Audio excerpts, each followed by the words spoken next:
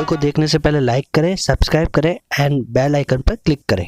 मैं जो आगे ट्रिक बताने जा रहा हूँ वो है पाइथागोरियन को बिना पाइथागोरस थ्योरम अप्लाई किए आप एमसीक्यू को इजीली कैसे सॉल्व कर सकते हैं। मान लीजिए आपको एक राइट एंगल ट्रायंगल दे रखा है जिसमें आपको परपेंडिकुलर, हाइपोटेन्यूस और बेस गिवन होगा, ठीक है।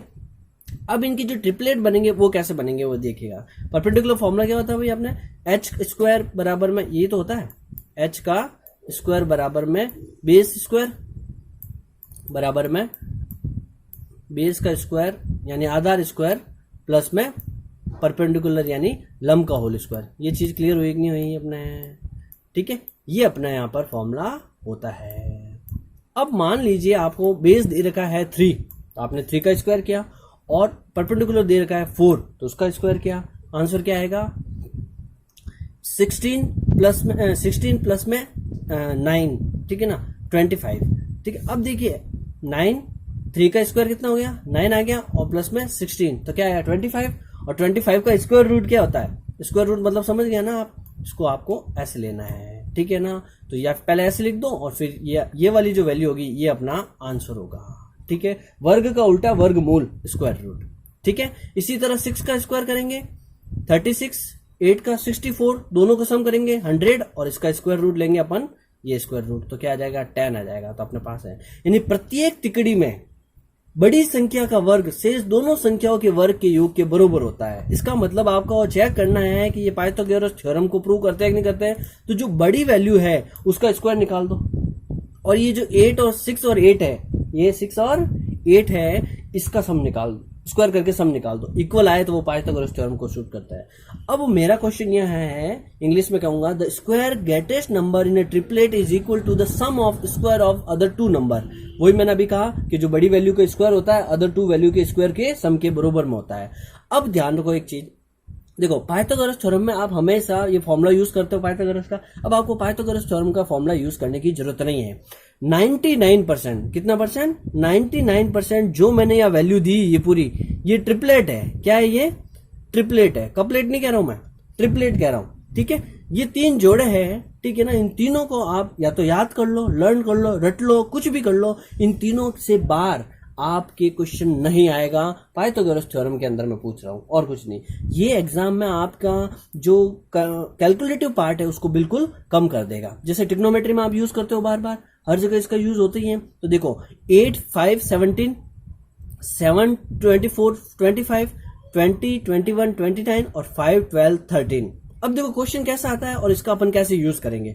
मेरे कहने का मतलब ये है, अगर आपको क्वेश्चन में 8 दिख जाए और 5 दिख जाए तो तीसरा आंसर ऑटोमेटिक 17 होगा। आपको कुछ स्क्वायर रूट करने की जरूरत नहीं।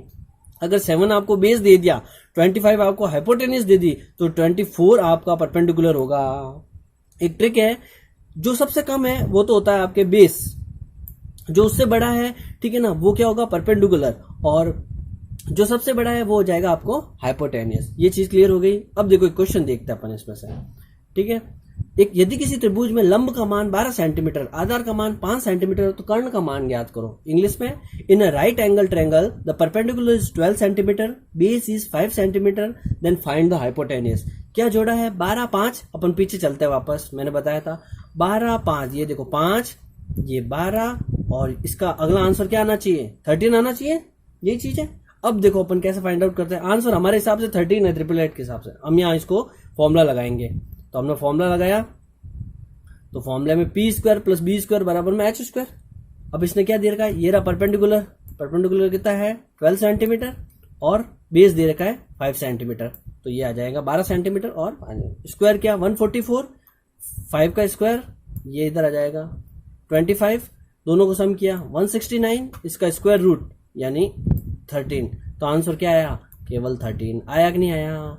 यानी आप घूम के गए तब भी 13 आ रहा है और डायरेक्ट में भी 13 आ रहा है। देखिए एक और चीज, देखिए अगर यहां कर देता कि परपेंडिकुलर है 24, कितना है 24 और बेस है वो है दे दिया आपको 10, क्या दे दिया 10, तो आप देखेंगे आपका जो ट्रिपलेट था 5, 12, 13 उसमें वो क्या कर रहा है 2 से मल्टीप्लाई कर रहा है। तो आपका आंसर तो हिसाब से 13 आना चाहिए, लेकिन अब जबकि परपेंडिकुलर को 2 से मल्टीप्लाई कर रहा है, बेस को 2 से मल्टीप्लाई कर रहा है, तो आप क्या करो ये जो 13 है आपके हैं इसको भी क्या कर दो 2 से मल्टीप्लाई कर दो, तो 2 से मल्टीप्लाई कर देंगे तो आंसर क्या आएगा अपने 26। तो आप 24 का स्क्वायर करोगे प्लस 20 मतलब 10 का स्क्वायर करोगे, जो आंसर आएगा वही 26 होगा।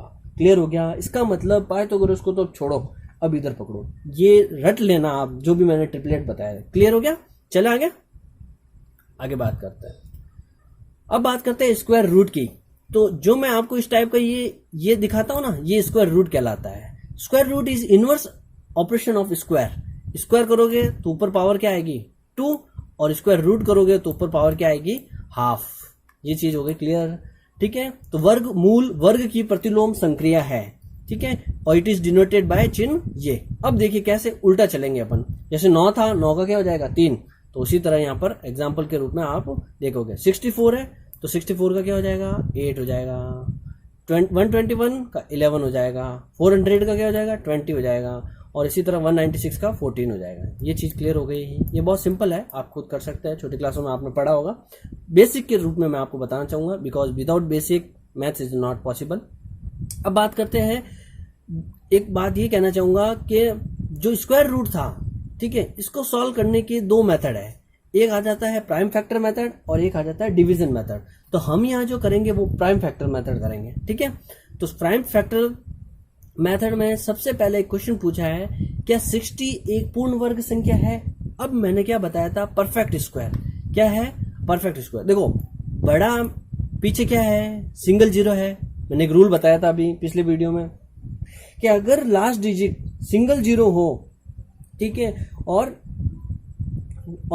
25 हो, क्या हो, मतलब होनी क्या चाहिए? डबल जीरो और 25 होनी चाहिए। अगर नहीं है और पीछे सिंगल जीरो या 5 है, तब भी वो स्क्वायर परफेक्ट स्क्वायर नहीं होगा। देखते ही पता चल गया ये परफेक्ट स्क्वायर नहीं है। क्लियर है? क्वेश्चन आपसे ये नहीं पूछेगा क्या 60 एक पूर्ण वर्ग संख्या है। कॉम्पिटिशन में आपसे पूछेगा निम्न में से कौन एक पूर्ण वर्ग संख्या है, उसमें से 60 ऐसी वैल्यू आ जाएगी 9, तो जो वो चीज है। अब देखो इसको सॉल्व कैसे करते हैं वो चीज समझेगा।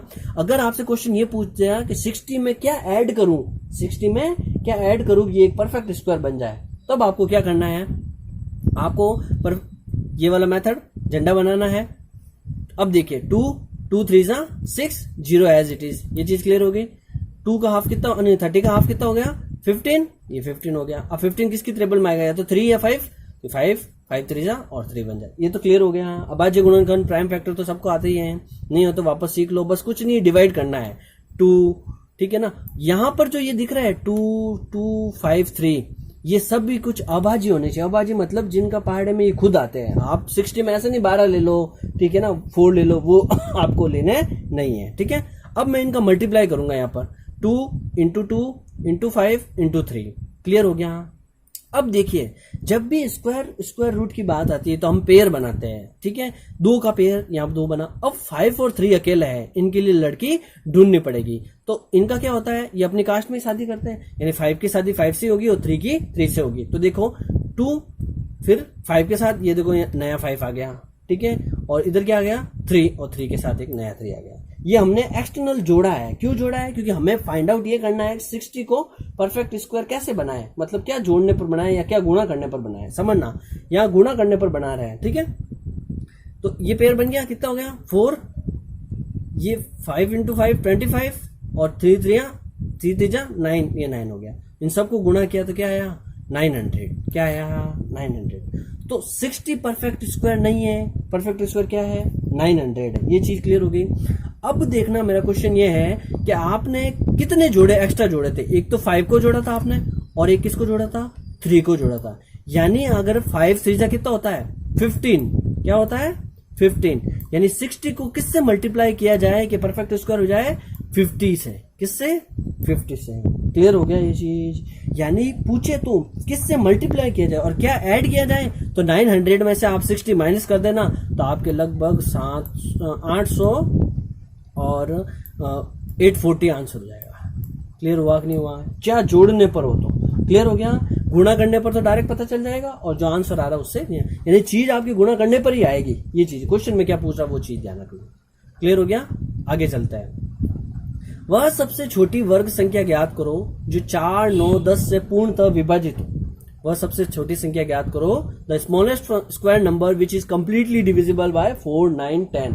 अब आप क्या करोगे, इसमें सबसे पहले इसका आप एलसीएम लोगे। क्या लोगे? एलसीएम। एलसीएम लेना अलग तरीका है। एलसीएम में क्या होता है, इंडिविजुअल भाग देना है। जैसे देखो 4 और 10 2 की टेबल में आ जाएंगे, 2 2 जा 9 और 2 5 जा 10। फिर आ जाता 2 1 जा 2 9, फिर 5, फिर 3 से मैं डिवाइड करूंगा, 3 3 जा 9, 5 एज इट इज, फिर 3